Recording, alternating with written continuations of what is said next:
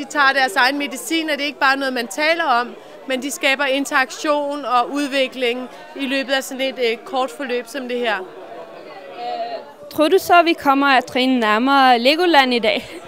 Jeg synes, at I viser det med alle eksempler, at I er kommet nærmere Legoland, og jeg synes, det er et fantastisk fint initiativ, de her studerende har lavet, med selv proaktiv og komme med nogle forslag til, hvad der skal til.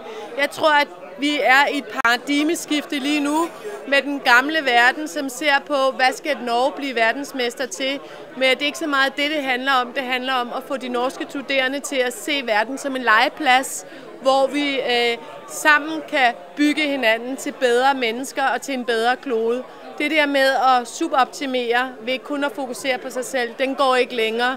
Og det var også nogle af mine pointer ved foredraget, og jeg er så glad for at se, at det netop er studerende, der kommer med deres provision også, at det er den vej, vi skal.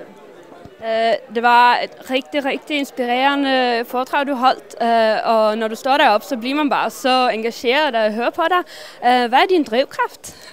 Min drivkraft er klart, at jeg har 4 børn, og når jeg er væk fra dem, så når jeg skal hjem om eftermiddagen, så vil jeg gerne med stolthed i stemmen sige, at mor har været ude og gøre verden til et lille bitte smule bedre sted i dag. Børn i dag, de lever til, de er over 100 år gamle, så dem, der ikke kan finde ud af at have et perspektiv, der hedder 2020, de har et seriøst problem altså, for vi skal meget gerne forlade jorden bedre, end den vi modtog. Og det, der er sat på spidsen, det betyder, at jeg næsten hellere vil have unge til at lade være at lave noget, end at lave noget, der ødelægger jorden. Så det er virkelig det, vi kalder ved crossroads nu, at vi skal skabe noget, der er bedre for mindre. Vi kan ikke fortsætte i samme takt, som det, vi lige har forladt med kriser og alt muligt andet.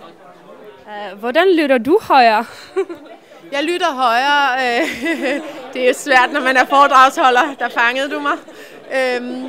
Men jeg prøver at skabe en virksomhed, som er så nysgerrig som overhovedet muligt. Altså dyrker nysgerrigheden, tør stille spørgsmål hele tiden, og så prøver at se, hvad er det for nogle ting, der sker, hvornår bliver jeg frustreret, hvornår bliver jeg irriteret, hvornår har jeg ikke lyst til at lytte, fordi tit så er det faktisk der, at verden prøver at fortælle en noget. Det er sjældent rart at høre, men alligevel kan det være ganske vigtigt. Tusind mange tak for din tid. Jeg håber, du kurser dig rigtig meget videre på konferencen.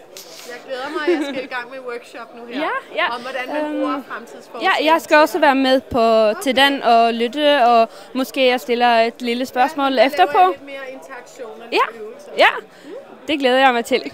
Tak, der ses vi. Hej.